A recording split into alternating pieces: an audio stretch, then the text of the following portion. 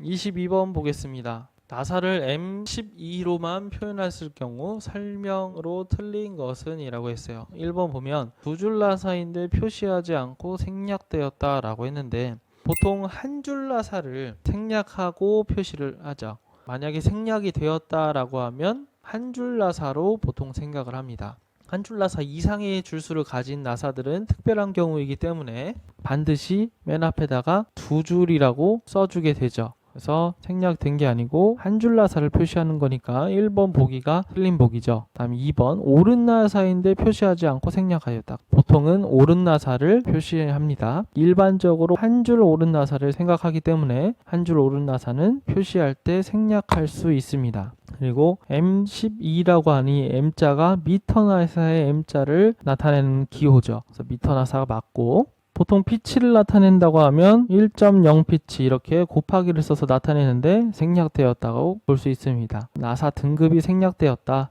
뒤에 나사 등급 6H, 수나사 등급 6G 이렇게 줄 수 있는데 생략된 거죠. 정답은 1번이 되겠습니다. 24번도 보겠습니다. 다음 그림 설명 중 맞는 것은 이라고 했는데, 축이 있죠. 축에 지금 동심도 공차가 주어져 있어요. 그리고 그 기준을 A, B 데이텀을 가지고 여기 있는 가운데 축을 기준으로 해서 여기 있는 이 원통의 축심이라고 하죠. 중심이 얼마만큼 일치하는가를 규제하고 있는 것이죠. 그 얘기를 하고 있습니다. 그래서 1번부터 보겠습니다.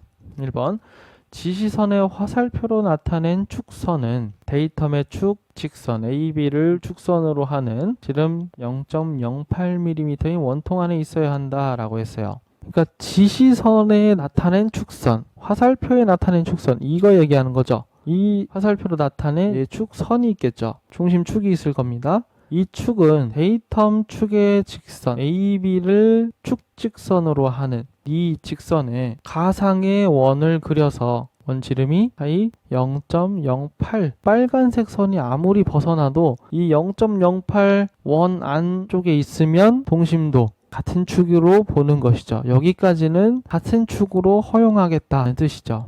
1번이 정확하게 설명을 했네요. 2번에는 회전이라는 얘기는 상관이 없죠. 그리고 3번에는 0.08mm만큼 떨어진 평면이라고는 동심도와는 상관이 없습니다. 그리고 4번도 평면의 개념은 상관이 없죠. 그래서 동심도가 어떤 의미를 나타내는지를 이야기하는 것이죠. 정답은 1번이 되겠습니다. 25번 보겠습니다. 재료가 최대 크기일 경우에 형태가 한계 크기가 되는 그런 것을 고려한 형태의 상태, 즉 구멍의 최소 경우 또는 축의 최대 지름인 경우 상태를 무엇이라고 하는가 라고 했어요. 우리가 축을 한번 생각을 해보죠. 축을 한번 생각해보면 공차가 있죠. 100만 개 정도 만들었을 때 어떤 것들은 전부 다 같은 치수로 만들기가 사실상 불가능합니다. 예를 들어서 파이 30짜리 축을 100만 개 만들었다고 하면 30짜리가 딱 나오면 좋겠지만 파이 30.1, 파이 29.9도 충분히 나올 수 있겠죠. 그래서 내가 공차를 플러스 마이너스 0.1까지는 줄 수 있다. 기하 공차든 치수 공차든. 그래서 기준 치수 30에 공차 값을 0.1 정도 준다 그러면 30.1도 30으로 생각한다는 얘기고 29.9도 30으로 인정하겠다 이 얘기죠. 그러면 커질 수도 있고 작아질 수도 있는데 그 차이가 내가 원하는 양에 비해서 미비하기 때문에 생략하면서 같은 치수로 봐주겠다. 이게 이제 공차의 기본 개념이죠. 이 상태에서 부피가 최대로 되는 경우 0.1이라도 지름이 커지게 되면 그 물체의 부피는 늘어나게 되겠죠. 그렇죠? 조금이라도 치수가 커지게 되면 조금이라도 부피가 늘어나게 됩니다. 그러니까 허용할 수 있는 최대 부피를 갖게 되는 조건이 있어요. 이걸 최대 실체 조건이라고 합니다. 형체의 크기가 부피가 최대를 되는 조건, 치수를 늘림으로 인해서 부피가 최대로 되는 조건이 있죠. 그러면 위치수 허용차를 주면 부피가 가장 크게 되겠죠. 그 개념이 바로 최대 실체 조건, 최대 재료 조건이라고 합니다. 재료를 최대한으로 사용했을 때의 조건들을 이야기합니다. 그 개념이 이제 설명드렸던 30.1에 대한, 여기도 30으로 허용을 하는데 부피가 가장 최대가 되는 조건인 거죠. 그래서 1번이 정답이 되겠습니다.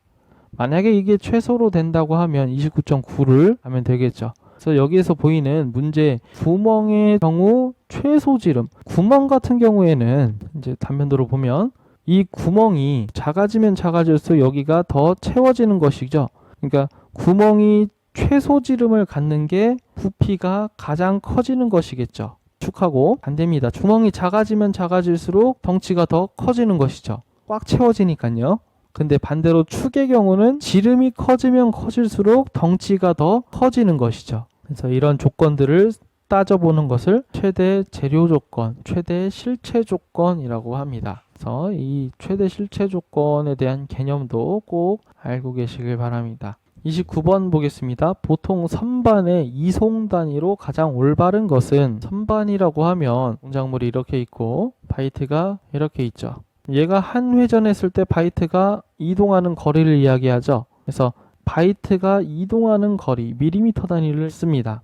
근데 얼마만큼 레볼루션, 한 회전할 때 얼마만큼 앞으로 가느냐, 옆으로 가느냐 얘기하죠. 그래서 밀리미터 퍼 레볼루션, 회전의 단위입니다. 한 번 회전할 때 3mm를 간다. 공작물이 1회전할 때 3mm를 왼쪽으로 간다. 왼쪽 또는 오른쪽, 앞뒤 이렇게 간다는 얘기죠. 그래서 1회전당 이송을 가장 많이 사용하죠. 정답은 2번이 되겠습니다. 그럼 32번 볼까요? 센터 척 등을 사용하지 않고 가공물의 표면을 조정하는 조정숫돌이 나왔어요. 지지제를 이용해서 가공물을 연삭하는 기계, 연삭기계 중에 조정숫돌을 이용하는 건 센터리스 연삭기죠. 실제 작업하는 연삭기와 중간에 조정숫돌이 있고 이제 지지해주는 숫돌이 있고, 이 안에다가 공작물을 넣게 되면 돌아가고 조정숫돌도 돌아가고, 그래서 이 공작물이 앞으로 나오면서 연삭이 같이 되는 센터리스 연삭기입니다. 긴 가공물을 이송 없이 계속 연속적으로 가공할 수 있는, 자동 가공할 수 있는 그런 연삭기입니다. 정답은 4번이 되겠습니다. 그 다음 38번 보죠. 구성인선의 방지 방법 자주 나오죠. 우리가 바이트를 계속해서 사용하게 되면 이 바이트 끝에 공작물이 들러붙게 되는 거죠. 고온 그리고 고압으로 인해서 바이트 끝에 찌꺼기처럼 이렇게 공작물이 들러붙게 됩니다.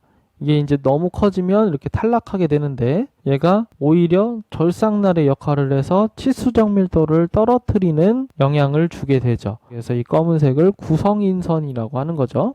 이 구성인선은 발생하지 않으면 않을수록 정밀한 기계가 되는 것이죠. 그래서 방지를 해야 하는데 이 방지 방법은 여러 가지가 있습니다. 절삭 깊이를 크게 하는 경우는 아니고 절삭 속도를 크게 해서 빠르게 절삭하면 구성인선이 방지가 됩니다. 근데 절삭 깊이를 크게 하면 한 번에 많이 깎는다는 얘기죠. 그럼 한 번에 많이 깎으면 한 번에 많은 양의 찌꺼기가 들러붙게 되겠죠. 절삭 깊이는 작게 할수록 구성인선이 방지가 됩니다. 경사각을 크게 한다는 얘기는 칼날을 더 예리하게 만든다는 얘기죠. 또 날카롭게 만들면 찌꺼기가 덜 끼게 되겠죠. 그래서 경사각 크게 한다 맞고, 윤활성 있는 절삭 유제를 사용하면 절삭유가 구성인선을 이렇게 씻겨 내려가는 구성인선을 방지해주는 역할을 합니다.